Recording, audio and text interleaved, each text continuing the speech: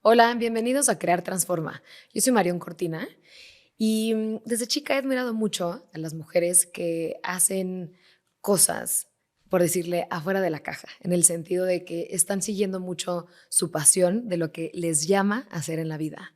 El día de hoy tengo a una invitada que no necesita una introducción. Es una querida amiga que conozco desde hace, que serán como 6, 7 años o Sí. más por ahí. Una persona que la he visto muy de cerca en diferentes etapas de su vida. Y bueno, el día de hoy tenemos a Saskia Niño de Rivera con nosotros. Muchas personas ya te conocen, nos podemos saltar esa parte introductoria, ahorita va a salir todo lo que haces, pero bueno, bienvenida Saskia, muchas Aparte de gracias por estar acá. tecnicismos, ¿no? A mí Exacto, siempre me da un chingo de oso, güey, cuando así de estudió en no sé dónde. Y es claro, como, la pasé pésimo cuando estudié. cero me Güey, define eso no eso. entiendo por qué, eso no me define. Ya sabes, como. Totalmente, algo que pasó por 4 años no tiene nada Sí, que sí, ver con sí, lo que sí, sí, haces sí, sí, hoy, sí, ¿no? sí, sí, pero es quién eres, ¿no? Y es como, híjole, güey, chance. Siento que hay que redefinir cómo hacemos nuestros CVs, ¿no? Exacto. Cómo nos definimos ante la gente. Porque no tiene nada que ver tanto en la parte educativa de qué institución, qué título, qué etcétera, sino más que nada, No mames, si a mí me juzgaran ¿cuál por la es tu escuela, historia, no? no sabes, no sería nadie. Nadie, pero nadie menos 1 millón. Totalmente, es Ay, otro tipo de forma de podernos evaluar, ¿no? ujú. Que no tiene nada que ver y que no nos dice mucho, Estoy ¿no? feliz de estar aquí contigo. Mm, Gracias por invitarme. Toda mi admiración y mm. respeto. Gracias, querida, es recíproco. Me gustaría abrir este episodio preguntándote, para ti, ¿cuáles fueron las cosas esenciales de tu crianza y especialmente en este momento de buscar expandir los miembros de tu familia? A ver, lo primero que me viene en la cabeza sin duda es la educación en mi casa. Ujú. Yo tengo estos recuerdos y aparte ahora que soy mamá y que quiero ser mamá otra vez,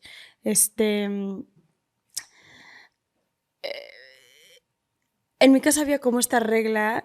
Imagínate que mi psicóloga se imaginaba, me decía, yo me imagino tu casa sin puertas. Mm, Porque todo el mundo sabía todo el mundo. O sea, ujú. yo me acuerdo cuando perdí la virginidad, por ejemplo, estaba yo en el aeropuerto yéndome a Miami y mi hermana estábamos viajando, mi hermana y yo, porque mis papás tenían algo que no viajábamos todos en el mismo Ujú. avión. Por Y si el entonces, avión se cae, por si ¿no? la avión se Ujú. quería viajar. Entonces, Vania estaba formada en la línea de documentación. Entonces le dije, aguántame, ahorita vengo. Yo pues, iba a comprar algo para Sí. salvarme mi existencia, ya sabes. Y, y de repente volteo y Vania en la farmacia. ¿Qué haces? Y yo, Ya me no, no, cachó. no, no, no, ya me cacharon. Entonces le dije, por nada del mundo, le voy a decir a mi mamá, güey, por nada del mundo, no te preocupes. No le digo nada, tú Llegamos a las tranquila. 11 de la noche a Miami, me Ujú. dormí, tenía sueño. 8 a.m., me despierto y mi mamá sentada hacia a mis pies de la cama. Cuéntame. Algo que me quieras contar y yo, es que te juro esta familia, güey. Entonces volteé y vi a Vania y le dije, eres una idiota. O sea, es que no se ¿Cómo le puede, o dices? sea, no se puede, quién es, pero es un ejemplo de todo lo que es en mi familia. O sea, en Ujú. mi casa se dice todo, no hay es una risa ya cuando nos decimos, güey, te voy a contar, pero no le digas, porque entonces ya sabes que el otro ya le Le dijo, va y, a entonces, decir, y claro. luego estamos en la mesa todos y es como, todos sabemos, pero nadie podemos decir nada, ya sabes. Y eso me encanta porque es una familia donde hay mucha confianza, Ujú. donde hay como esta, ¿cómo te diré? Como que se sí, se le echó muchas ganas en las infancias y Ujú. especialmente en la adolescencia para que hoy haya un convivio de adultos Ujú. donde nos queremos, nos respetamos y queremos estar juntos, ¿no? Eh, y, y eso no es fácil, admiro mucho a mis papás por ello, porque para hacer eso, y es un tema que yo luego platico mucho con mi esposa, con Mariel, para hacer eso tienes que fomentarlo desde muy chiquito y en la Claro. adolescencia se vuelve complicado. O sea, yo Ujú. me acuerdo que un día llegué súper borracha a mi casa, la única vez que me he puesto neta mal. Mal. Uno, no sé cómo, pero mi reacción, las personas con las que estaba me dijeron, güey, lo único que decías es llévenme a mi casa. Eso me encantó porque fue llévenme a mi casa y no llévenme a otro lado, porque Claro. imagínate que no puedo llegar a mi casa porque me Ujú. matan si me ven así, ¿no? Y tengo como recuerdo, cuando empiezo a tener como flashbacks de lo que fue ese día, tengo a mi tío como cargándome dentro de la regadera así para que me cayera agua. Agua, para que Mi se te bajara. papá, sí, sí, para que se me bajara. Mi papá observándome, mi hermano sirviéndome un clamato, así, ya sabes. Y de repente como que salgo, como que veo y mi mamá está en el jardín, o sea, mi cuarto tenía una Ujú. ventana así que se abría al jardín y mi mamá en el jardín así mentando madres, pero en el jardín, no ahí enfrente de mí, Claro. ya sabes. Y el día siguiente me desperté, yo tenía un puerquito de mascota, y me desperté y estaba en la cama, Fiona María estaba ahí, en su cama, estaba un basurero, estaba yo, estaba acostada de lado, con almohadas alrededor, la jarra de clamato que me había hecho mi hermano al lado de mi cama, y una carta de mis papás que decía, amor, cuando te despiertes, márcanos. Y entonces marqué, obviamente, cola entre las patas, así de, o sea, ¿Emborraché? y yo, no, ya te despertaste, sí, nos vemos en el Califa en tal hora. Y yo, ok. Llegué, me acuerdo, así, sudadera de este tamaño, escondida yo en vergüenza, ya sabes, con mi puerco así. Me acuerdo que le tapaba los ojos para que no viera el tronco al pastor. y, y me senté. No veas eso. Y Yo te cuido. y mi papá me pide una cerveza y me dice, tómatelo porque tienes que nivelar tus niveles, no sé qué. Y me dijo, ¿qué pasó ayer? Y yo, no me acuerdo. Y fue como, ¿qué está pasando que te pusiste así? O sea, siempre Sí. el diálogo. Y hoy lo pienso en retrospectiva y digo, qué pantalones de mis padres el que hayan tenido la fuerza de no mentarme la madre, ¿sabes? Porque es normal, pero en esos momentos el poder decir, vamos a predominar en la confianza, vamos a seguir, ¿no? Que siempre regresen a casa, incluso en los momentos donde como papás tú lo sabes, y hoy lo entendemos que somos papás, ¿no? Que son esas cosas que tú y yo algún día platicamos que aprendemos demasiado tarde, Sí. ¿no? Y cómo fomenta esas cosas. Entonces, mi casa, mi crianza fue eso, es confianza al máximo siempre, todo se dice, no pasa nada, un diálogo y de mucho entendimiento de las etapas de desarrollo. En mi casa no existía eso, no se puede, no existía el limitante de la sexualidad, no existía el limitante de los temas que se podían hablar, no existía nada. Eso generó otro tipo de problemas de familias un poco más conservadoras, donde implementan mucho la prohibición. Pero en mi casa un poco el diálogo era prohibido prohibir, ¿no? Pero prohibido mentir, pero prohibido, o sea, como que todo lo podemos solucionar en familia. Tiene sus pros y sus contras. Todo se habla, todo se habla. Eso me encanta. Y se respeta. Hay como mucho respeto y mucho acompañamiento también en las diferentes etapas de nuestra vida. Y eso lo agradezco mucho. Claro, y también diría que mucha unión, ¿no? Porque, por ejemplo, Mucha. de todas nuestras conversaciones, sé que tu mamá ha sido un pilar, ¿no? Sí. Súper importante. Sí, una matriarca. Es una matriarca y es una persona obviamente con la que conectas durísimo en diferentes niveles, ¿no? No solo en el nivel de que es tu mamá, sino como persona, como amiga, como guía, como... Es que siempre ha sido eso, ¿no? O sea, mi mamá y yo siempre fortalecimos y creamos un vínculo muy fuerte. Yo puedo saber qué está sintiendo mi mamá solo con que me diga hola en el teléfono. Bueno, ya sé qué pedo con ella, ¿no? Y le da mucha risa. O sea, me acuerdo que cuando hicimos el gender reveal de mi bebé, de Pía, pues, de mi hija, estaba ella en el ultrasonido conmigo, el doctor voltea la pantalla del ultrasonido y le enseña, le dice, mira esto, ella le escribe en un papel, se lo enseña al doctor, el doctor le afirma y sale corriendo del consultorio. Y yo, esta pinche vieja, y entonces le hablo y no me contesta. 3 días no me contestó el teléfono. Y porque sabía que yo con tan solo hablar con ella iba a saber si era niña o niño, claro, ya sabes. Claro. Y no me contestaba, no me hables, me ponía y yo.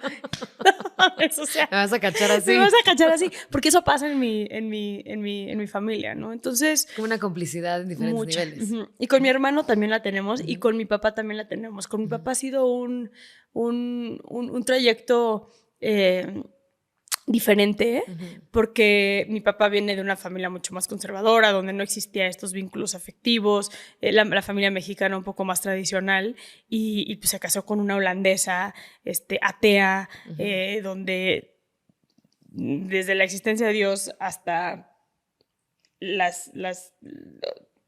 todos los temas conservadores no tenían cabida, ya sabes. Yo tengo estos recuerdos, por ejemplo, tengo un recuerdo en mi infancia, uno de los hermanos de mi papá era gay, digo era porque ya falleció, no porque se haya arrepentido. Y tengo estos recuerdos de mi mamá defender a mi tío Toño bajo todas las circunstancias, y no nada más ante mi papá, sino ante absolutamente toda la familia, ¿no? Sí. Donde mi mamá una vez mandó a mi tío Toño a Holanda a estar con mi abuela porque allá sí se podía. Mi abuela llorarle a mi mamá y decirle que se quede Toño a vivir aquí conmigo, va a ser feliz aquí. O sea, como que de mucha lucha y mucha apertura. Y mi papá es un hombre que ama profundamente a mi mamá. Y he aprendido a acoplarse en un espacio así, donde las mujeres tenemos voz y donde pues, somos todo menos tradicionales. Totalmente, que además, o sea, esa conexión también con tu mamá y que tu mamá sea holandesa te permite a ti también tener esa educación más europea, más holandesa, 100%. que hace que seas, ¿no?, tan abierta, tan transparente, sin pelos en la lengua, Sí. ¿no? ¿Y qué otros factores también le agregarías a esa educación holandesa que recibiste de parte de tu mamá? Mira, 100% de los que acabas de decir, esa como apertura. La parte de la no religión ha tenido un impacto muy fuerte en mi vida. Y lo veo hoy más que nunca, que estoy casada con una mujer que viene de una familia un tanto religiosa. Donde veo las diferencias y donde veo cómo la religión en diferentes ámbitos genera ciertas dinámicas que no se cuestionan. La apertura de que no existan esas barreras en mi familia hizo que absolutamente todo se cuestionara. Y ojo, a veces hasta te digo que me da un poco de envidia en las familias que habían ciertos límites o que habían ciertas tradiciones que se tenían que seguir sin que ni siquiera se cuestionara absolutamente nada, porque hace que la gente hable un idioma parecido y hace que la gente no se salga un poco del huacal, porque así es, ¿no? Y en mi casa, pues al mi mamá ser muy, muy abierta, mi mamá y mi papá, porque mi papá, si bien fue agnóstico mucho tiempo, se declaró ateo en el 2013 oficialmente, y mis hermanos también son ateos. El tema de el tener en mi casa la conversación de la no existencia de Dios constantemente es un tema que abre mucho a los cuestionamientos diversos de absolutamente todo, ¿no? Que ayuda a que nos estemos cuestionando todo, porque mucho la dinámica de la religión es ten fe, no cuestiones nada. Y no nada más ten fe hacia lo no tangible, pero en México la religión genera tradiciones y genera culturas y genera el decir pertenezco o no pertenezco a esto, ¿no? O sea, ir a misa los domingos es una tradición y es un voy a misa porque pertenezco a ese grupo, y quiero ser vista por mis vecinos en este espacio, o y quiero ser vista que comulgo. Quiero porque ser entonces vista. Significa que no vivo en pecado, ¿no? Claro. O sea, a ver, y no me refiero únicamente a la religión católica, sino absolutamente todas. Implica ciertas tradiciones que son, ¿no? Y en mi familia nos sentamos los domingos a comer porque queremos sentarnos a domingo a comer, no porque vamos a misa y después nos sentamos a domingo a comer, ya sabes. Claro. Es por verse por el gozo del vínculo que tienen entre ustedes. A ver, yo lo veo así, no quiero decir que en otras familias no se gocen, pero el cuestionar todo ha generado pros y contras, ¿eh? Y hay muchos contras en mi familia que tiene que ver con que porque entonces la búsqueda de identidad absoluta del 100% de los miembros de una comunidad, o sea, de mi familia, y dentro de la búsqueda de esa identidad es el entendernos y compaginar, entendiendo que cada uno somos unas versiones muy auténticas y muy diferentes unos del otro, y que hay muchos momentos donde pues, no tenemos las mismas tradiciones y no tenemos las mismas creencias y no tenemos muchas cosas iguales, pero aún así tiene que predominar el amor. Claro, entonces, y el respeto, ¿no? Entre todos los miembros, sin importar sus decisiones, sus creencias. Claro, yo me acuerdo cuando era chiquita, a mi hermana le entró una racha por ser judía, y la puedo entender, porque al final la matriarca más grande de mi familia fue mi abuela, y mi abuela es sobreviviente de la Segunda Guerra Mundial, es una mujer que es judía de nacimiento, y Vania tuvo un vínculo muy especial con mi abuela. O sea, Vania tuvo un vínculo poderosísimo con mi abuela. Te diría que el mismo vínculo que yo tengo con mi madre, ella lo tuvo con mi abuela. Y puedo entender que quiso explorar esa parte de su vida en algún momento. Entonces era rarísimo porque Vania se iba a casa de mi tía la güera que hacía Shabbat los viernes y regresaba los sábados en la noche a mi casa porque ella hacía Shabbat, ya sabes. Era Y con lo que ella conectaba, era con y lo que que estaba rescatando a sus raíces. Claro. Entonces imagínate una casa de ateos con una hermana que estaba explorando la comunidad judía y era como, pues adelante, ¿no? O sea, entonces hemos tenido como muchos momentos, también mi papá en algún momento viniendo de una familia como muy católica, mi papá se declara ateo cuando mi hermana más grande, Michelle, muere. Me acuerdo que estábamos en una ceremonia cristiana del esposo de mi hermana en North Carolina y en Charlotte, y de repente mi papá se voltea y nos dice a todos: vámonos, vámonos. Y yo, hacia la mitad de la ceremonia cristiana, y yo, ¿qué pedo? Porque dentro de todos mis papás me han educado a respetar. O sea, yo puedo entrar a una iglesia y si alguien se muere y toca ir a la misa, voy y no tengo ningún problema, ¿no? Vámonos. Y yo, ¿qué pedo? Y salió encabronadísimo mi papá de ahí diciendo: es que no puedo con lo que estaba diciendo el pastor o lo que sea, que sea el tipo que estaba dando la bendición o lo que sea que estaba haciendo, ¿no? Y entonces fue acompañar a mi papá en su proceso de entender que su creencia es la no existencia de Dios y que entonces todo lo demás es terrenal, en pleno duelo de enterrar a una hija. De enterrar a una hija, claro, cuando realmente la reacción quizás más natural es todo lo contrario, ¿no? Al contrario, la eternidad está en una mejor vida, sigue existiendo, trasciende. Y algo interesante de las religiones es que han llevado varias reinterpretaciones y se han escrito varias veces a lo largo de todos estos años, o sea, desde la judía desde hace 5000, la católica cristiana desde hace 2000, ¿no? Entonces son diferentes reinterpretaciones que si te metes a estudiar, o sea, teología, y desmenuzas un poco, es como tal papa cambió a María Magdalena de ser tal persona a ser la prostituta del pueblo, ¿no? En vez de ser esta mujer iniciada, sacerdotisa, etcétera. Y luego otro papa vuelve a cambiar parte de la Biblia. ¿Me entiendes? Además, parte de la Biblia se escribió entre 30 y 80 años después. Claro. Entonces también es no solo la interpretación de los apóstoles, sino la reinterpretación a lo largo de todos estos años. Claro.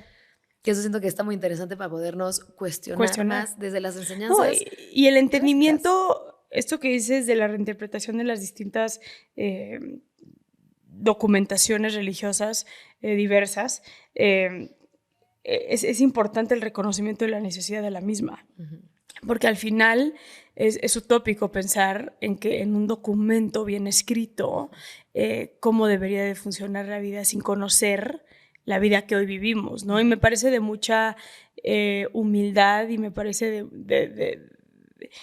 de mucha inteligencia emocional, incluso también el poder decir: es que no podemos seguir basándonos en algo que fue escrito hace miles de años, cuando las necesidades humanas y las dinámicas de convivencia eran otras. Claro. Y hoy ya vemos muchos que sufrimos la realidad del impacto que tiene la religión a nivel social. Lo digo como una mujer dentro de la comunidad LGBT. Al final del día, el yo ser una mujer lesbiana me ha hecho una vida más difícil ante los ojos de otras personas. Claro. Porque siendo mujer y siendo lesbiana. Siendo mujer que trabaja, ¿no? Y siendo mujer independiente, que en algún momento me divorcié, o sea, y aparte lesbiana, es así como, güey, todo está mal con esa persona. Entonces, fíjate que tengo unos amigos, Pablo y su esposa Maite, donde son sumamente religiosos, pero son sumamente respetuosos y abiertos de que la vida va más allá que el adoctrinarte ideologías como el que un hombre y una mujer tienen que estar juntos, o el que divorciarte y quedarte miserable en tu relación es mejor que divorciarte. Diré, no divorciarte, ¿no? O sea, y que justo tienen esa sensibilidad de decir, bueno, no necesariamente es textualmente lo que dice este libro, ¿no? Totalmente. O el tenerle odio a personas por elecciones y preferencias. Claro. ¿No? Cuando al final parte de las enseñanzas es todo lo completo. O sea, si realmente te basas en las enseñanzas, es ama a tu prójimo como a ti mismo, y no eventualmente odia a alguien porque decidió o tiene cierta preferencia por una cosa u otra. Claro. ¿No? Que no hace sentido, pero eso, o sea, regresando al tema, a veces ni siquiera nos cuestionamos lo que estamos juzgando, ¿no? Y no es hasta que estamos topados con una realidad completamente distinta que nos atraviesa, donde pues, decimos no tenemos de otra que cuestionarlos, ¿no? Y yo siempre me refiero al aborto. Es muy fácil la gente que dice no al aborto. Sí, y si mañana violan a tu hija de 11 años y la embarazan, ¿vas a seguir diciendo no al aborto?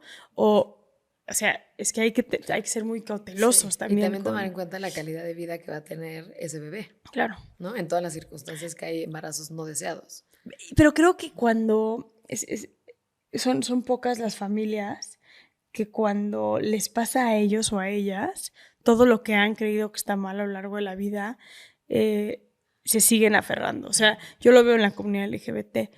Son pocas las familias que dicen, ¿eres gay? No te quiero volver a ver nunca jamás. En la gran mayoría hay un esfuerzo en las familias de decir, o sea, me cuesta, no lo entiendo, pero no te quiero perder como mi hija o no te quiero perder como mi hijo, ¿no? Y no es hasta que la gente se topa con esas realidades que sus propias creencias la han ido creando, que tienen que afrontarse y replantearse sus cuestionamientos. Entonces me parece como muy natural que la gente se replantee. Tengo 2 amigos gays que sus papás cuando se enteraron, literal les dijeron, para mí estás muerto, no te quiero volver a ver, los desheredaron, 0 contacto. Dije, qué interesante poder escoger, cambiar una tradición, una ideología que ni siquiera sabemos quién la puso o por qué la está siguiendo, que el vínculo con tu hijo. Con tu hijo. Cualquiera que sean las circunstancias. Es que siento que es el miedo de salirte de lo conocido.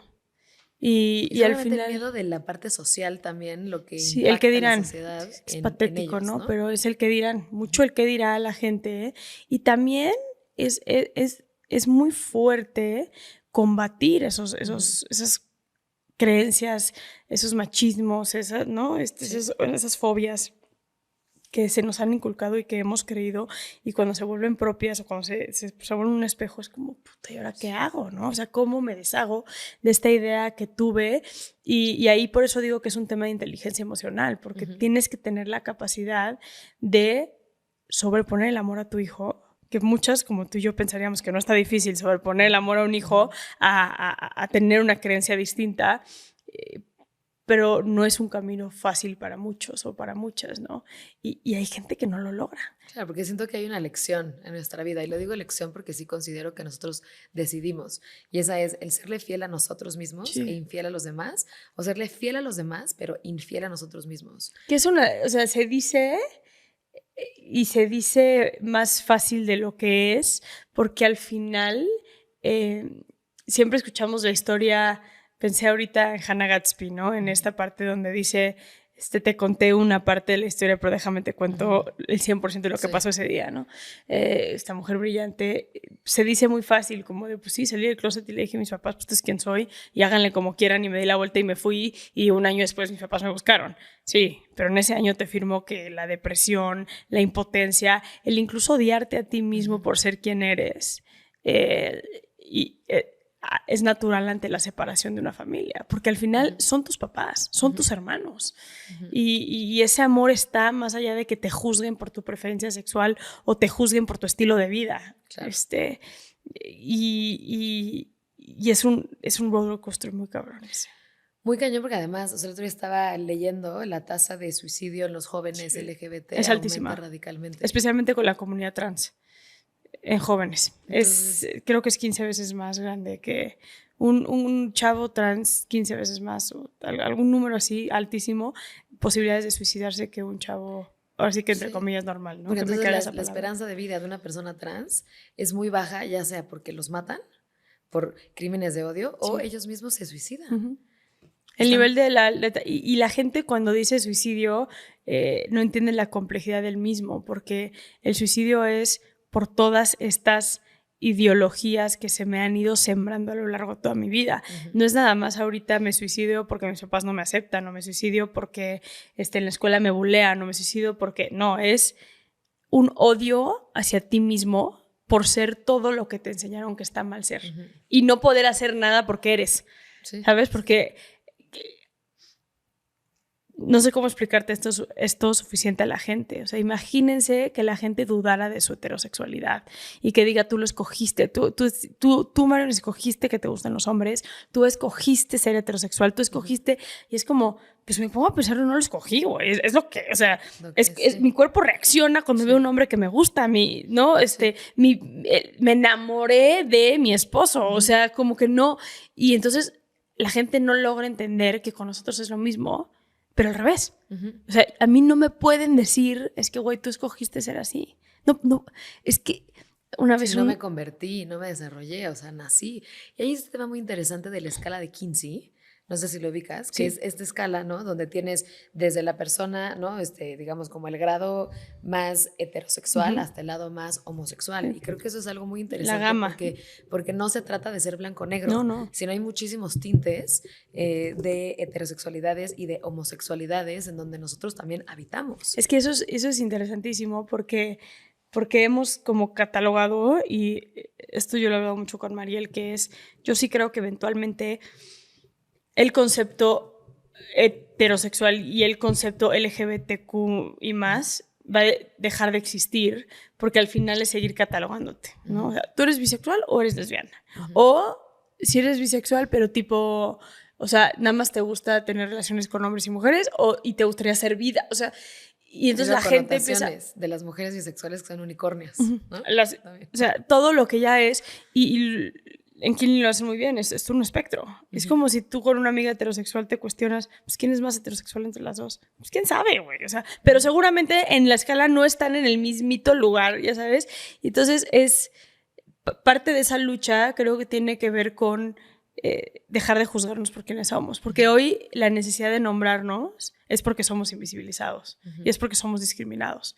Y esa es una plática que tengo muchas veces con mi esposa, donde es a esta familia no se le invisibiliza, a esta familia no se le discrimina.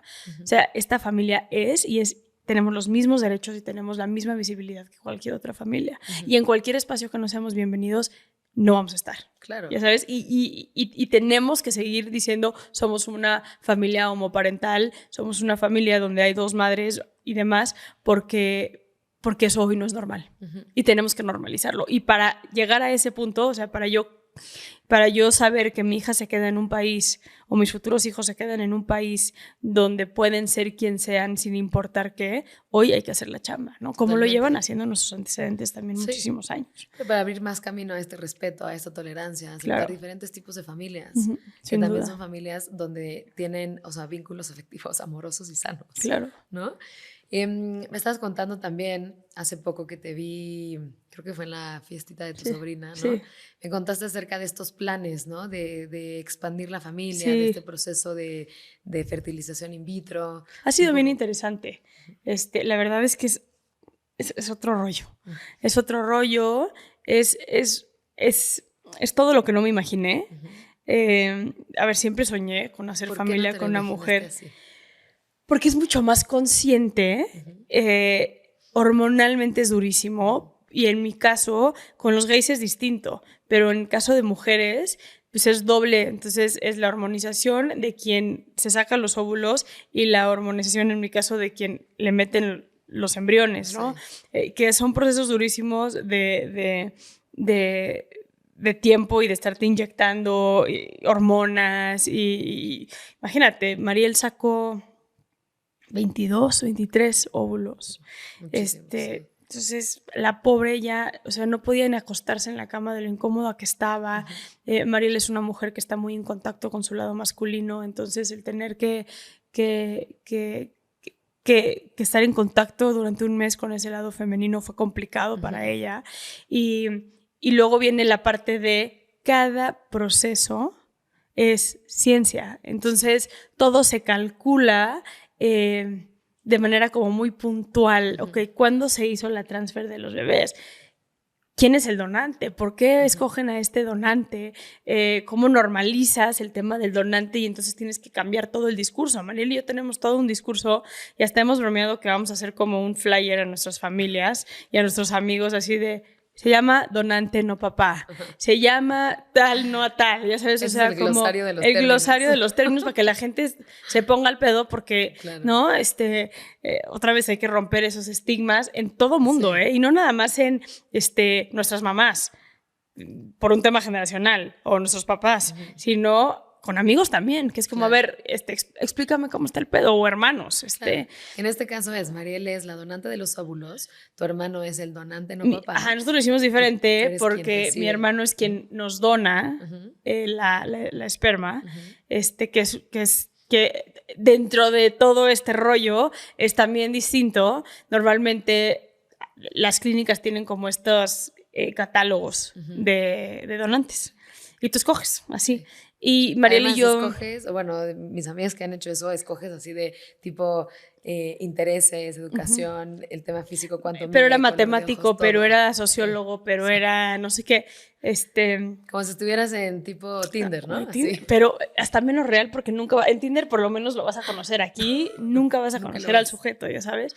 Que es un tema muy duro y Mariel y yo siempre platicamos el cuál sería un estado que nos gustaría. Y fue muy padre porque Mariel y yo fuimos amigas mucho tiempo y durante esa amistad fue cuando más platicábamos de esto.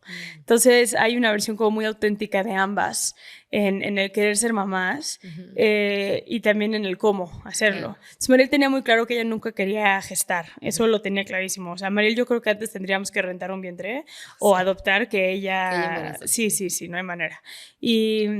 Y luego para mí yo tenía como esta inquietud, Marión, de qué va a pasar cuando mi hijo o mi hija me diga quiero saber de dónde vengo. Porque no, mis hijos no van a decir quiero saber quién es mi papá, porque mis hijos van a saber que no tienen papá, tienen dos mamás. Pero si nos vamos a lo genético y quieren saber de dónde vienen genéticamente, el poder decirles, ¿quieres saber de dónde vienes genéticamente? Aquí es de dónde vienes genéticamente. Y tengo una amiga que lo hizo así con el mejor amigo de su esposa, bueno, ahora ex esposa, que es Marina Armendáriz, que es una mujer increíble, y ellos también tienen un donante que es un amigo. Y es increíble porque el donante va a las fiestas infantiles de los niños, o sea, es increíble. Y todo está en el discurso y en el romper el estigma. Mucha gente cuando tomamos esta decisión se sacó de pedo cabrón. ¿Cómo crees que el papá va a ser tu hermano? Es que desde ahí estamos mal, hermano. El papá no va a ser mi hermano. Mi papá hizo el gesto, mi hermano hizo el gesto de amor más increíble que pudo haber hecho una persona, que fue donar su esperma. Mi hermano sabe perfectamente bien que no es el papá. Mi hermano sabe perfectamente que es el tío. Está emocionadísimo en ser el tío. Fuimos a terapia familiar, Mariel, mi hermano y yo. Y acomodarlo todo. Y acomodarlo todo, güey. Así todo, dejarlo todo limpio y atrevernos a poner una ideología distinta sobre la mesa, que es el día que mis hijos quieran saber de dónde vienen genéticamente, van a poder saberlo.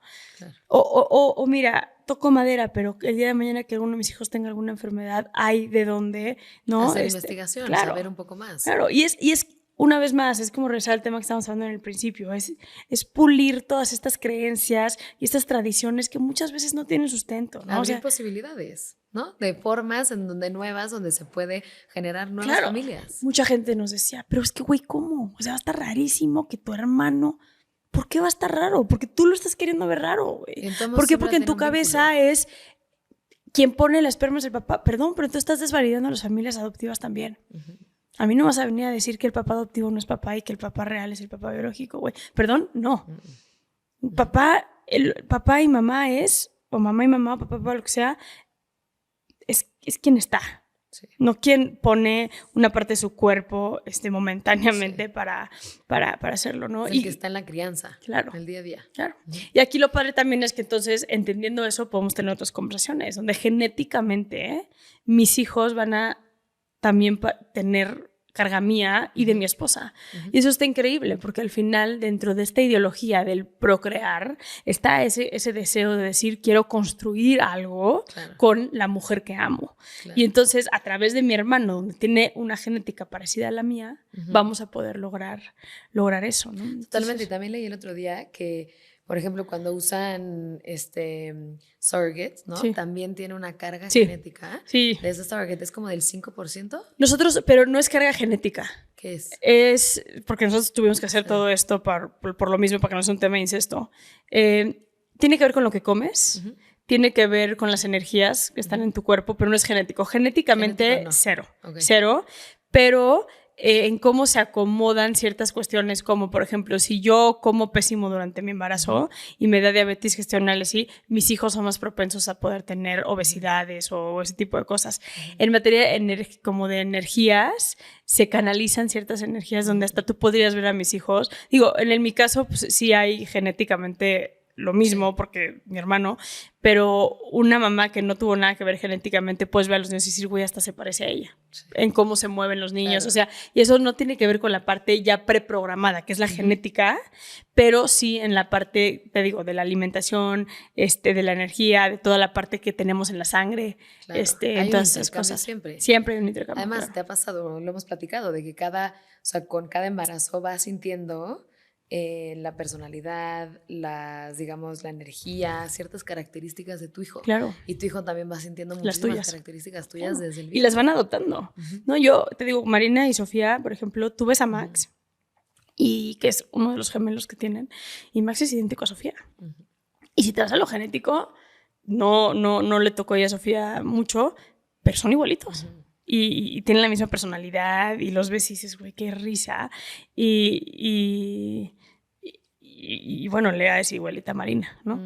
Entonces, eso está increíble, ¿eh? Y luego también pues tienes la parte de gestar, que creo que es una parte importante, el amamantar, el vínculo, el apego, el todo eso también es... Me acuerdo de tu embarazo. Güey, fui la más feliz, ¿sabes? Qué cabrón, o sea... A ver, siento que se les armó perfecto. Sí. O sea, Mariel ni de bromas quisiera embarazarse y tú así de... yo por favor, o sea, es más, si Mariel me hubiera dicho yo también quiero, hubiera sido como... Ay, no, please, ¿cómo le hacemos dos? Como un volado, güey, ya sabes. Déjame. ¿Quién lo quiere más? Sí, no, la verdad estoy muy emocionada. Acabamos de hacer todo este proceso. De hecho, mientras estamos grabando este capítulo, estoy a 6 horas de recibir las pruebas de sangre. Sí, gracias. Para ver si sí o si no pegaron los chamacos. Y dos. Nos metimos 2 embriones. Porque queremos solamente un embarazo. Ahora, no sabes lo ok que estoy con que sea 1, si nada más pega 1. O sea, como que lo que sea, estoy súper ok. Estoy muy entusiasmada de empezar con Mariel esta etapa de nuestra vida. Estamos muy decididas las dos. Mariel viene de una relación previa a la mía donde se convenció de no ser mamá porque su expareja no quería ser mamá. Sí. Pero Mariel te dice, es que yo desde chiquita sabía que mis hijos iban a llamar así y así, porque había unos futbolistas que se llamaban así y así, claro, ya sabes. Sí, o sea, Mariel, sí. Y Mariel es súper niñera, o sea, como que está muy contenta queriendo hacer este paso en la vida. Entonces, yo me siento muy afortunada, porque si bien yo ya soy mamá y ya cumplí con esa parte, sin duda alguna siempre soñé con tener más hijos y me ilusiona muchísimo, no nada más el volver a estar embarazada, pero el crear esto con Mariel, porque claro. Mariel es padrísima y por primera vez en mi vida siento como voy aquí es. Y encontrar el aquí es cabrón, ¿no? Es cañón, casa que solo reconoces hasta que llegas, sí, ¿no? Porque cañón. Muchas veces la puedes intentar describir antes y siento que la describimos mucho con la cabeza, con lo que nos dijeron que era lo que nos convenía. 100%. Y realmente se siente mucho hasta que llegas. Hasta que llegas. Aquí. Es como, ok, esto era lo que la gente... Sí. A mí me pasa cuando estoy con Mariel.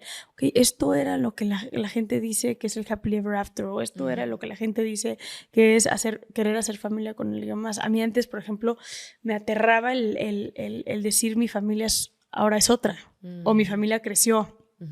Amo tanto a mi familia biológica que era como, ellos siempre van a ser lo más importante en mi vida. Y ahorita es como, hoy tengo una familia alterna, ¿sabes? Claro. Que es mi prioridad y es lo más importante en mi vida. Que una es la familia que te tocó y otra es la familia que tú creaste. Claro. Activamente. Que eso es increíble, ¿no? Porque puedes ponerle como tu parte a eso y nada, con los retos que implica, pero la verdad es que tanto Mariel como yo estamos muy fuertes en esta regla de esta familia no se invisibiliza y esta familia se respeta y lo más importante es esta familia no agacha la cabeza, o sea, no estamos avergonzados de lo que somos. Bajo ninguna circunstancia escondería lo que somos a mi mujer, a nada, y eso me da como ilusión el poder estarlo viviendo. Está muy lindo porque también siento que el femenino, muchas características del femenino, lo tendemos a invisibilizar como sociedad, ¿no? Y lo masculino es algo que se visibiliza y lo ves desde los órganos sexuales, ¿no? Claro. Desde el pene es algo que se ve, que está hacia afuera, que crece, y los órganos sexuales femeninos son, entre comillas, invisibles para adentro. También la maternidad se trata de invisibilizar como sea lo que no cuesta trabajo, que se da fácil, que, ¿no? No, la mujer mismo... que hace maternidad más trabaja es como, uy, ¿cómo le hace? Y el hombre que trabaja en casa es como, ¡ah, qué buena onda que ayuda! Exacto, mira, no ayuda. Manches que bañó al niño, güey, qué suerte tienes. Sí. Totalmente. O sea, ¿por? Entonces, siento que, por ejemplo, también el trabajo doméstico se invisibiliza, ¿no? Y muchos valores masculinos se visibilizan, ¿no? El éxito, el irte hacia afuera, la competencia en vez de la cooperación. Entonces, siento que está muy lindo que se pueda visibilizar más casos así de diferentes feminidades, diferentes formas de familia, Sí. porque entonces ayuda a poder abrir a que el femenino existe, da igual si es, o sea, no porque esté más invisibilizado significa que no es fuerte, que no es potente, que no se respeta, Claro. ¿no? Y eso he oído mucho. No, y es también salirnos de los estigmas sociales que existen donde por ser lesbianas no pueden ser mamás. O el Mariel poder decir yo no quiero gestar. Porque adivina que hay muchas mujeres lesbianas que no quieren vivir la experiencia que para mí es la más profunda femenina que existe, que es hacer un bebé con tu cuerpo. Y hay otras que dicen, güey, yo sí, ya sabes, este estigma de la lesbiana que me imagino es toda machorra y toda bucho. No, o sea, hay gente que se parece a ti o que se parece a mí, que también está dentro del espectro de la comunidad LGBT y es la redefinición también de lo femenino y lo masculino, ¿no? Exactamente. Que eso es importante. Y hay un caso muy interesante con la gestación, es con todo el cóctel hormonal que se produce con los embarazos, ¿no? Está bastante documentado como la cantidad de sueños sexuales que las mujeres podemos tener, ¿no? Cuando estamos embarazadas. Y hay muchísima documentación y mucha data allá afuera acerca de que aumentan los sueños, no solo sexuales, pero los sueños sexuales con mujeres. Sí. Y entonces leí un estudio bastante fascinante de una universidad en Ámsterdam que decía que parte de estos sueños lésbicos, por así llamarlos, durante el embarazo, también tenían mucho que ver con un reconocimiento del cuerpo femenino desde otro punto de vista, desde ese poder gestar, desde este como vehículo, que es el único vehículo para traer un alma a esta tierra, ¿no? Desde este punto de este cuerpo de mucho potencial, de esta vida, de esta luz que traemos internamente, por eso se le llama a veces también dar a luz, ¿no? Y cómo esa resignificación de lo que es el femenino y el cuerpo femenino tiene impactos trascendentales una vez que llega el parto. Claro. Porque la mujer es otra y por eso se habla de la muerte y el renacer con cada parto. Claro.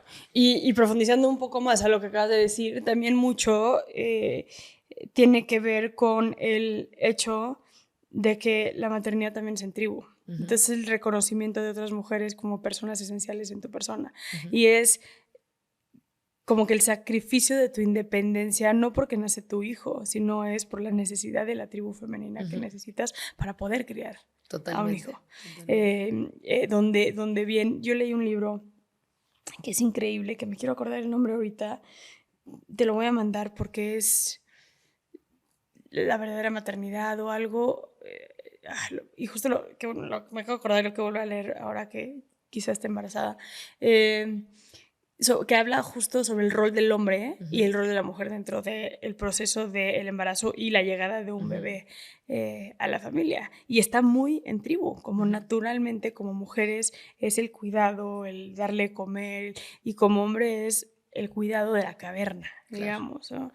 Entonces, y es la necesidad de tener otras mujeres en ese espacio donde estamos haciendo esto. Porque siempre hemos maternado en tribu, la crianza siempre ha sido en tribu. Siempre. No se puede de otra manera, güey, es muy solitaria, es muy dolorosa en el aspecto de sentirte así de sola, de sentirte así de afecto. Sí, de sola, no hay más.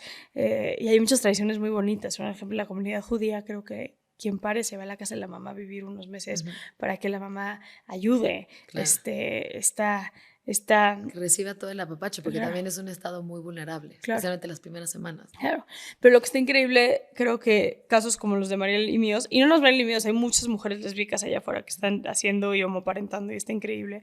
Y un reconocimiento a todas ellas porque somos parteaguas, creo, en estos temas y estamos abriendo puertas para que nuestros hijos lleguen 100% con otras puertas abiertas y con otra mentalidad. Pero es cómo vamos a jugar, yo lo veo con Mariel, ¿no? Como cuáles van a ser las características que ella le va a enseñar a nuestros hijos y cuáles van a ser las que yo. Y mucha gente sí, pero la típica frase de la homofobia, ¿no? Es, pobres niños, ellos qué culpa tienen. Espérate, que entendiendo que hay la masculinidad y hay la feminidad, pero también entendiendo que no todas las mujeres son 100% masculinas, femeninas, y todos los hombres no son 100% masculinos, sino Claro. cómo podemos jugar con esas características que tengamos y que no importa que no tengamos un pene.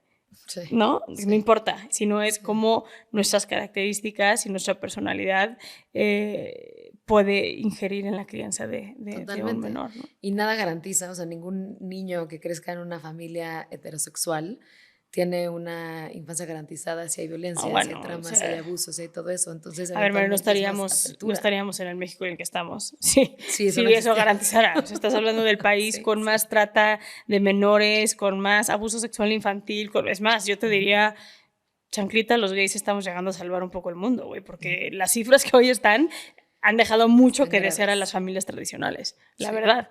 Entonces, que a mí una familia tradicional me venga a juzgar, es como, hermano, ¿qué? Sí. O sea, mejoren sus cifras, güey, y luego hablamos, ya sabes. Estas creencias imbéciles, porque no hay otra manera de decirlos, que los gays somos pederastas o que los gays no podemos tener hijos porque somos pervertidos sexual. Todas estas cosas que se dicen en las comunidades tan conservadoras y tan religiosas, es como, ¿qué? Yo no veo en cifras, güey, en la homosexualidad altos índices de violencia sexual. Sí la veo en la heterosexual.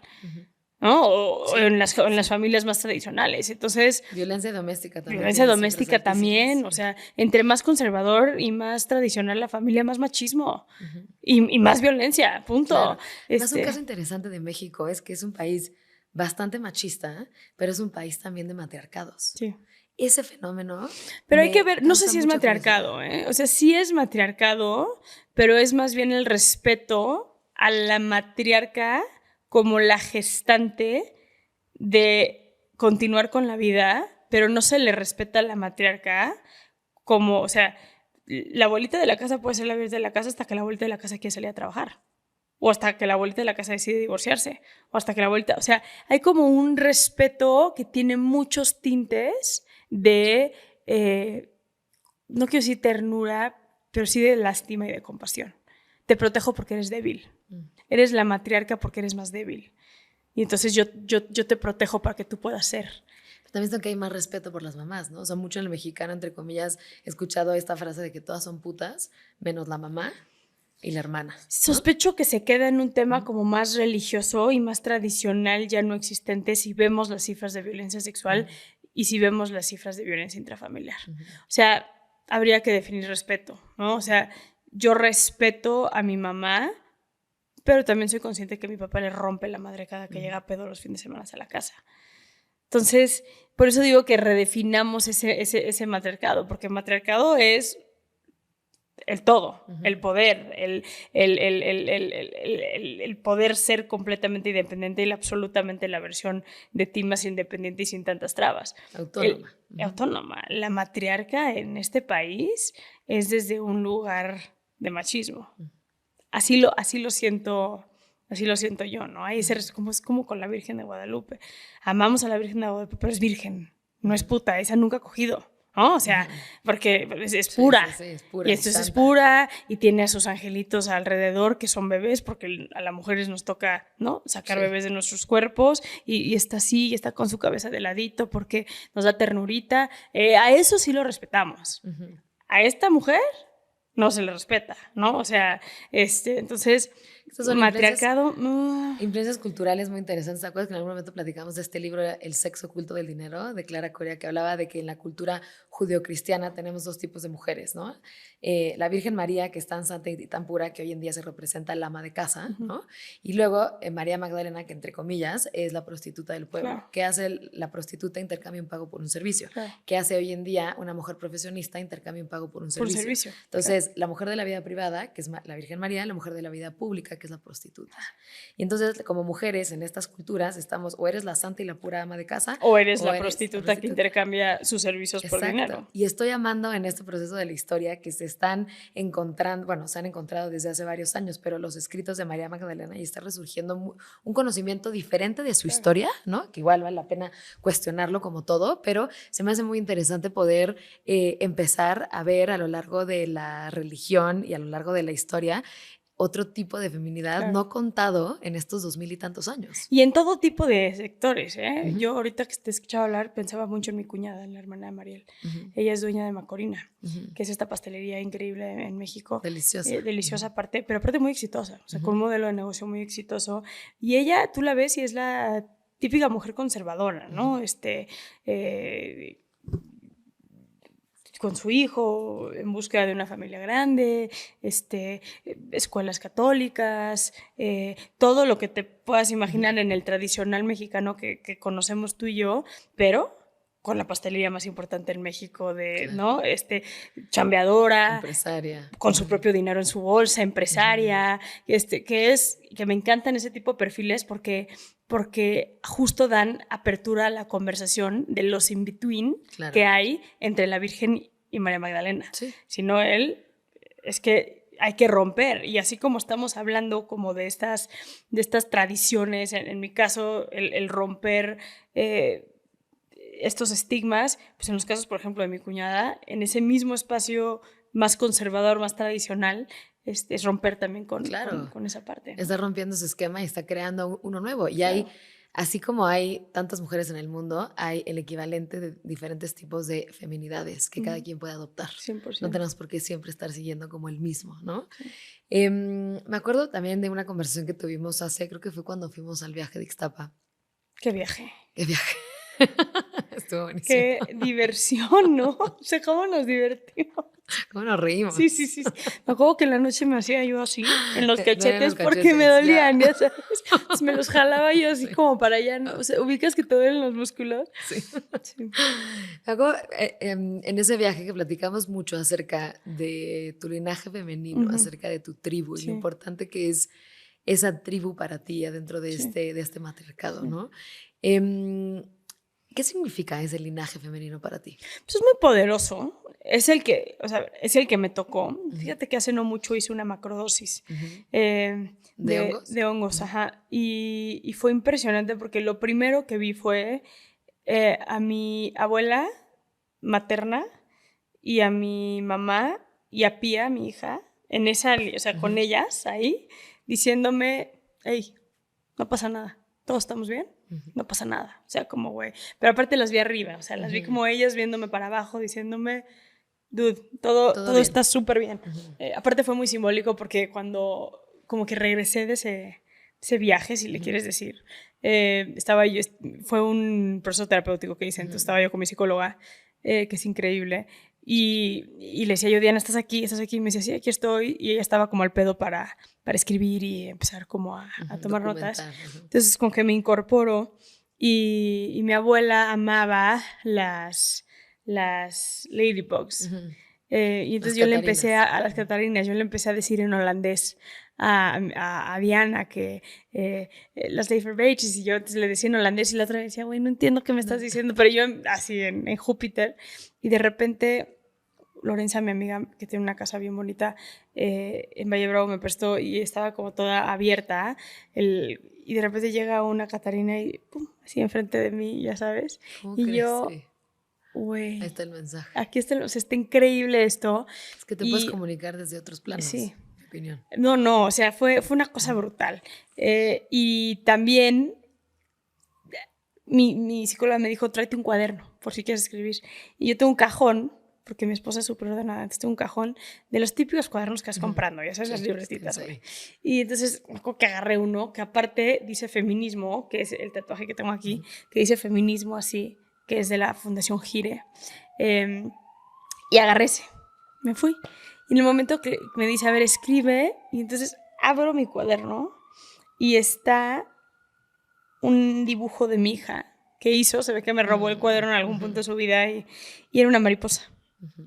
Y en mi viaje todo el tiempo estaba ella, Pía, como mariposa, ya sabes. Y luego fue durísimo porque el día del cumpleaños de mi hija, que fue 4 meses después de esto, un departamento donde no tenemos muchas mariposas en Polanco, en la Ciudad de México, y de repente entro a su cuarto lleno de globos, su cuarto lo decoré, y una mariposa de este tamaño, pero no te miento, de este tamaño, tú me decías la foto pegada así en la pared, nunca la había visto yo en mi departamento una mariposa y una mariposa. Entonces, a ver, regresando a tu pregunta del linaje, es un linaje muy, muy poderoso. En mi familia los hombres tienen personalidades donde nos cuidan, nos protegen y salvaguardan la tribu. Ujú. Mi hermano es así, Ujú. mi papá es así, ¿no? Y siempre durante mi desarrollo ha sido el empoderamiento de las mujeres al interior de la tribu. Somos quienes tomamos las decisiones, somos quienes llevamos la conversación en la mesa y siempre con este cuidado absoluto y respeto absoluto de los hombres de nuestra tribu también, ya sabes. Entonces, así tocó, es un poco lo que hablábamos al principio, se generó esa dinámica dado a que mi mamá viene de una educación que predominó en mi familia, donde no predominó la educación de mi padre, predominó la educación de mi madre. Ambos tuvieron que romper, esto es importante. Mi papá venía de una familia católica y mi mamá venía de una familia judía. Entonces, cuando nace mi hermana, mi bisabuela le retira el habla a mi mamá, como de porque se casó con un católico. Y entonces, cuando se genera esa dinámica en mis papás y en su relación, fue cuando ellos deciden no educarnos con religión. Fue como es que... Algo neutro. Esto, ¿sabes qué? Esto es algo neutro porque no podemos pasar, que nuestros hijos pasen el sufrimiento que nosotros pasamos por el hecho de que rompimos con una tradición que, si me preguntas, bastante idiota, ¿no? Que es que un católico y una judía no puedan amar. Amor es amor. Sí, pero bueno, entonces es ese linaje, es un linaje muy fuerte. Hoy lo hablo mucho con Mariel y con mis otras amigas gays también, que tiene que ver con cómo vemos a los hombres. Y como una mujer lesbiana también es difícil el acomodar a los hombres en nuestras vidas. Yo, de los embriones que me pusieron, uno de los embriones es hombre y es el que más he tenido que trabajar terapéuticamente, que mi cuerpo va a crear un hombre, por ejemplo. No es algo que tengo tan normalizado, porque en mi cabeza siempre fue fortalezcamos la tribu de mujeres. De mujeres, ¿sabes? claro. Pero yo creo que también uno de las virtudes, ¿no? De las características que tiene el femenino es mucho también como este empuje, esta cooperación, Sí. este cuidado. Entonces está muy interesante tener ese ejercicio con un hombre porque tú vas a actuar desde tu feminidad, Claro. ¿no? En esa cooperación, que también, hablando de esa cooperación, también pasa mucho. Algo que me tiene muy sorprendida es, por lo menos en México, lo he visto con amigas mías lesbianas, es la cantidad de cooperación y de ayuda que hay entre los grupos de las mujeres lesbianas, profesionales, emocionales, familiares. Es una cooperación muy, muy, muy, muy cañona. Muy cañona. Entonces siento que el hecho de que traigas a un hijo hombre al mundo está muy interesante porque tú vas a todos vivir esa feminidad de esa cooperación, ese apapacho, esa crianza, ¿no? No, esa y es hacer las cosas distintas también. Porque además algo interesante es que creo que el hombre per se no es el que es la culpa per se, es el sistema patriarcal. Es el sistema patriarcal. Que es muy diferente. Pero vivimos en un país donde es difícil. Yo lo veo con Pía.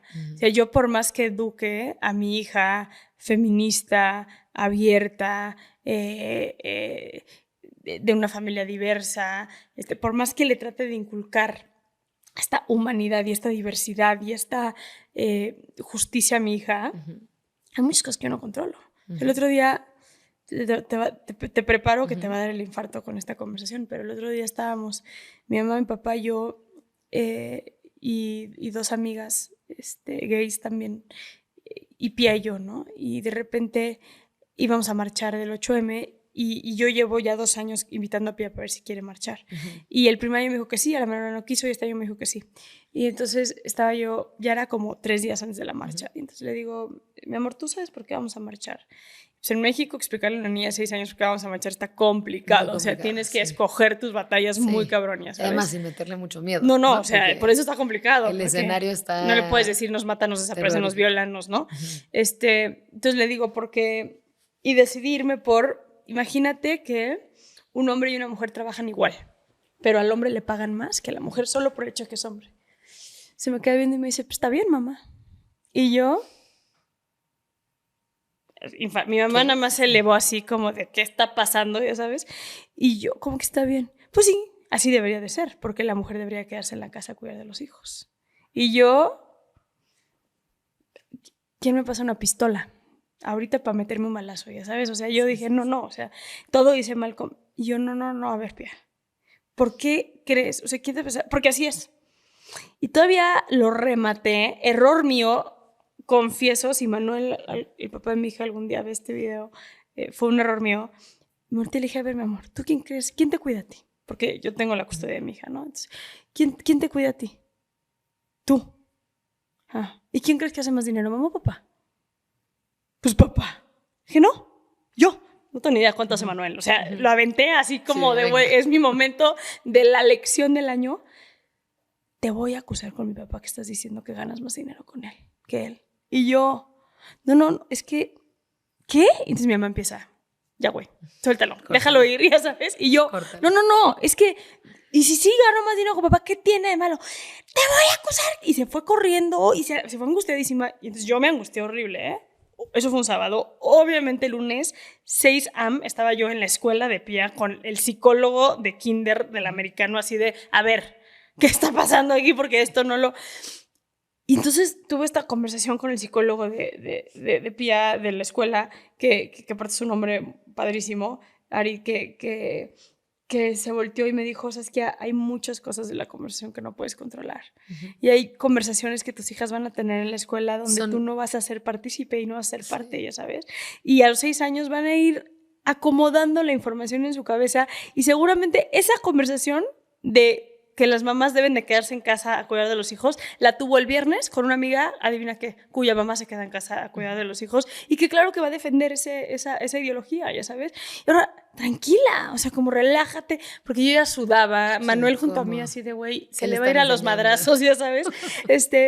Pero sí es muy complejo y es algo que he tenido que trabajar, que es, estamos en un México extremadamente patriarcal, sí. que mi miedo de traer un niño a este mundo, que ojo, cuando estamos haciendo este capítulo, que no es que mi hijo mañana nazca hombre y que vea este capítulo en un momento y digo, más nunca me quisiste, ¿no? No, o sea, estamos en un punto donde no sé ni siquiera si estoy embarazada, y mucho menos si es niño o niño.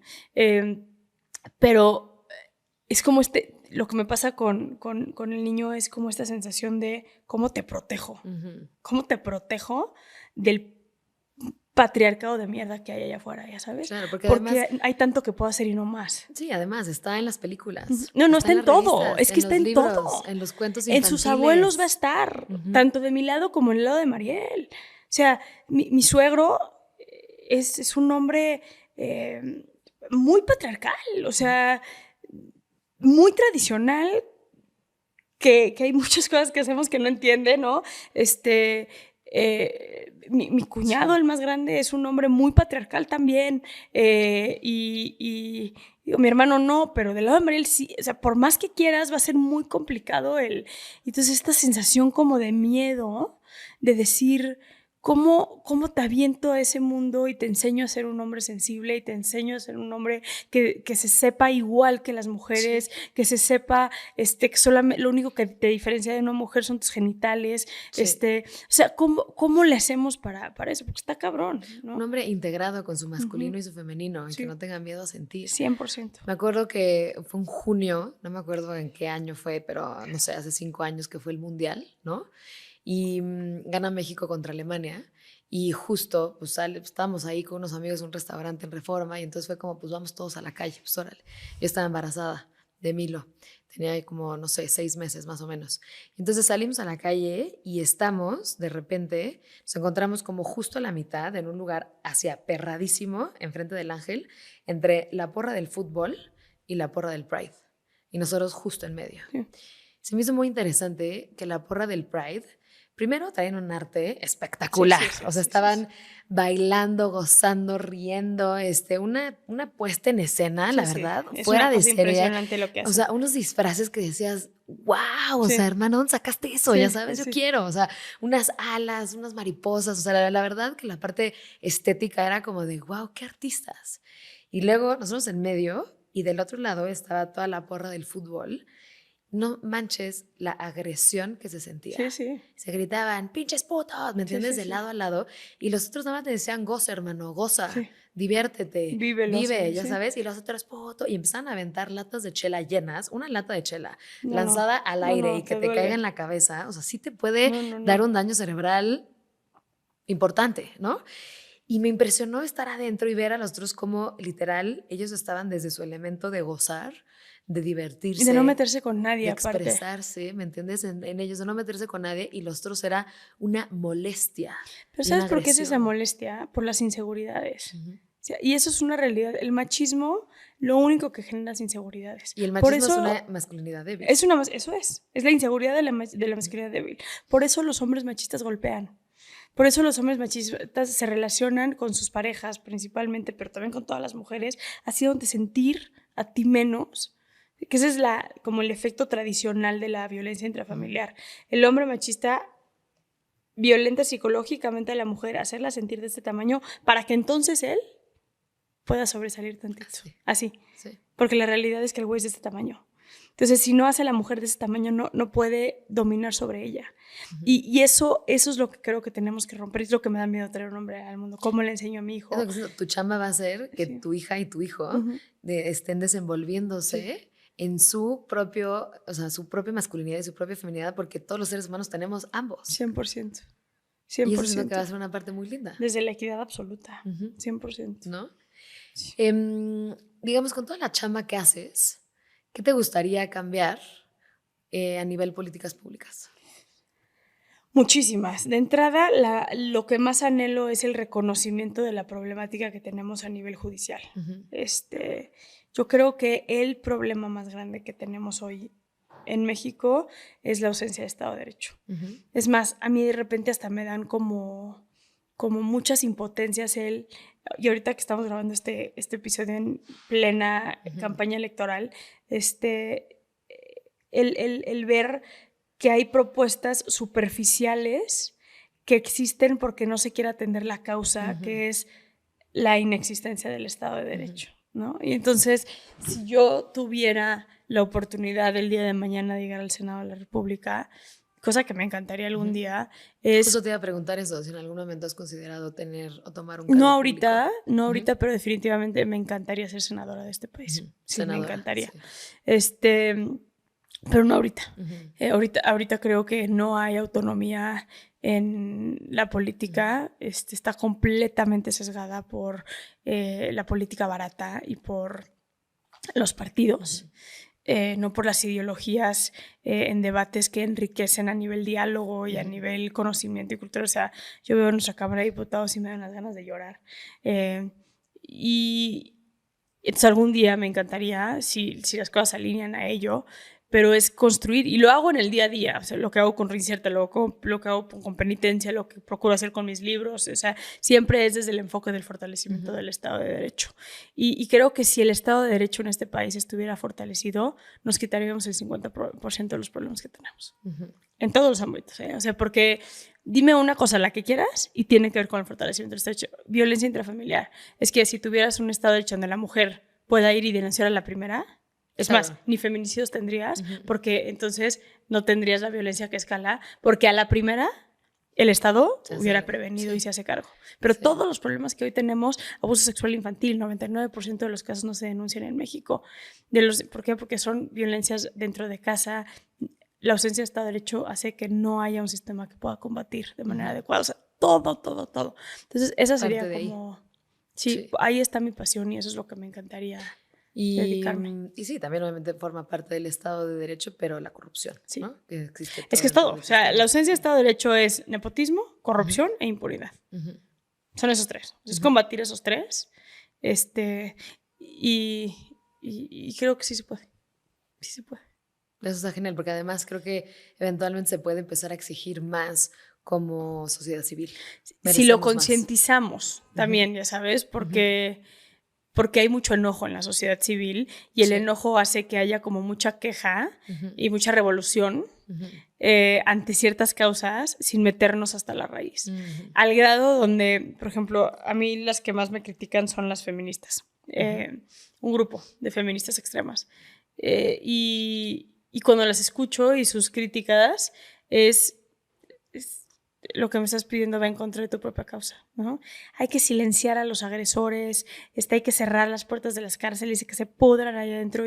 La debilidad del sistema de justicia penal, que si algo sufren las víctimas en este país, mujeres víctimas, es la ausencia de Estado de Derecho. Claro. Entonces, a veces hasta nos contradecimos en nuestra propia lucha porque no nos atrevemos a tener el diálogo de irnos hasta la raíz, hasta la raíz del problema para realmente solucionar y hacer las cosas distintas, ¿no? Entonces... Y el feminismo siento que también tiene muchos ángulos en la maternidad, tiene muchos ángulos en el proceso de gestación, en la violencia obstétrica, en la forma de crianza, tiene muchos ángulos también con la crianza con los niños. También las creencias del propio feminismo, y yo estoy a favor de todo tipo de creencias en el feminismo porque al final la diversidad dentro del grupo feminista y quienes somos mujeres que nos consideramos feministas tiene que ver con el avance, ¿no? En su momento las mujeres que salían a quemar los brasieres eran vistas como las radicales y eran criticadas y mal vistas por muchos, incluyendo muchas mujeres. Pero adivina qué, si no hubiera sido por esas mujeres, hoy no tendríamos derecho al voto, ¿no? Al sufragio. Entonces... a usar pantalones, a manejar, a sentarnos adelante en todo. A correr un maratón. Todo. Entonces... gracias a las pioneras que abrieron camino. Sí, entonces así vamos, como que abriendo. Y también las que no son tan radicales y luego llevan unos diálogos menos encabronados, ayudan a que se avance la política pública y se avance. Entonces ahí vamos como que todas caminando y poco a poco, ¿no? Sí. ¿Cuáles son de las cosas, para cerrar, que más te duelen a ti hoy? La ausencia de Estado de Derecho, porque es el problema de todo. Entonces te podría decir que me duele la inocencia en prisión, te podría decir que me duele las violencias infantiles, esas me trastornan, las injusticias, son lo que más me duelen en el mundo, güey. O sea, desde la injusticia de una persona inocente en la cárcel, pero también a ver un niño de 4 años un lunes pidiendo dinero en la calle. Sí. Es como, güey, y luego verlos en la noche, peor. ¿No? Durante el día deberías estar en la escuela y durante la noche es porque no tienes una cama, güey. No una cama con una almohada, una cobija y alguien que te abrace y te tape. ¿Ya sabes? Esas cosas me destrozan. También porque el mismo sistema discrimina a esas personas a que salgan de esa situación, ¿no? O sea, es bien difícil como hacer esa reinserción. El otro día vino una persona de la Fundación de Mi Valedora justo a hablar acerca de eso. Muy interesante, la verdad. Y me acuerdo cuando fuimos a las cárceles, que también estábamos, ¿no? Con todos los niños y los bebés que viven en la cárcel. Y es una locura. Es una locura. Que eso pase, ¿no? Y luego, pero por ejemplo, de la maternidad en prisión, lo que más injusto me parece es cómo se tienen que separar. O sea, los niños, ¿qué culpa tienen? Lo más violento del mundo. No. ¿A los 4 años? A los 3. A los 3. Sí. No. Se me hace la edad, o sea, más vulnerable. Es durísimo, la verdad. Pero también es durísimo que los niños vivan adentro de la cárcel. Entonces es como de esas situaciones que dices, híjole. No sabes qué está peor. Sí. ¿No? Que está muy cañón, pues sí, por más infancias sanas. Sí. Por más infancias libres. Eso creo que tiene que ser la esperanza. Sin duda. Qué lindo, qué lindo. Pues muchísimas gracias por compartirte con nosotros. Ay, no, por feliz. Compartir todos estos procesos. Qué rico espacio. Todas las mejores vibras con esto nuevo próximo. Al rato te cuento, a ver qué. Ya lo siento que muy lindo de traer al segundo hijo es que es cuando llega el segundo o los segundos, es cuando se instala la fraternidad en la familia. Sí. La fraternidad no existe antes. Sí. Y es algo, se me hace una virtud. Está padre, lo estoy viviendo porque ya soy mamá, pero también estoy viviendo la maravilla de acompañar a mi esposa a ser mamá por primera vez, desde cero, porque ella es mamá de mi hija, ¿no? Pero desde cero. Entonces es una cosa de espejeo padrísimo de donde yo estuve hace 7 años y justo lo que estás diciendo de vivir esta segunda etapa, está increíble. Qué lindo. Ya les iré contando. Sí, les contarás, querida. Oye, nada más para cerrar, pues voy a cerrar con unas preguntas rápidas. Contestes lo primero que te venga a la mente. Para ti, ¿qué es crear? Amor. ¿Cuáles emociones vives mientras creas? Miedo, culpa y amor. ¿Culpa? La culpa y la crianza. Mientras creas. Precisamente es como que crío a mis hijos. No, mientras creas. El proceso de creación. No, culpa no. Emoción, cabrón. ¿Qué alimenta tu alma? Reír. ¿Uno de tus autores favoritos? Híjole. Híjole, no sé. A ver, es que leo mucho como sobre ateísmo. Entonces me encanta leer a Dworkin, me encanta leer como a los grandes filósofos, Hopkins, a todos ellos me encanta leerlos, leo mucho sobre criminología. El libro que me abrió los ojos lo escribió Humberto Paget, que es un gran periodista de este país, que se llama Jauría, que es sobre el secuestro en México. Nunca me meto a leer cosas de fantasía y novelas y ese tipo de cosas, caray. Entonces te diría que esas dos. Uno de los mejores libros que has leído. El libro que que me salvó la vida, hay dos. Uno es The Subtle Art of Not Giving a Fuck, de Manson, ¿no? Y el otro es Untamed, de Glennon Doyle. De Glennon Doyle. Ese me salvó la vida. Muy buenos los dos, concuerdo. Sí. Un consejo para alguien que está buscando su fuego interno. Pasión, la pasión. Todo lo que, el camino es la pasión. Todo lo que te haga sentirte vivo. Vámonos, para adelante. Esa es la llave del éxito. El problema más urgente para la humanidad. La justicia. Si los seres humanos necesitáramos ponernos de acuerdo en una sola cosa para ser plenos, ¿cuál sería? La equidad. ¿Qué experiencia cambió tu vida? Todo el tiempo, pero profesionalmente el caso Tadeo, el bebé muerto que encontramos en la cárcel de Puebla, y salir del closet. Sí. Y por último, ¿cómo defiendes tu derecho a crear? Lo defiendo desde la no invisibilidad. Desde expresarte, hacer ruido hacia afuera. Sí. Armar pedo, ser disruptivo. Genial, me encanta. Siempre. Por más familias auténticas. Sí, 100%. Auténticas y diversas. Y por un sistema de justicia que funcione. Ojalá que así sea. Gracias a ti, corazón.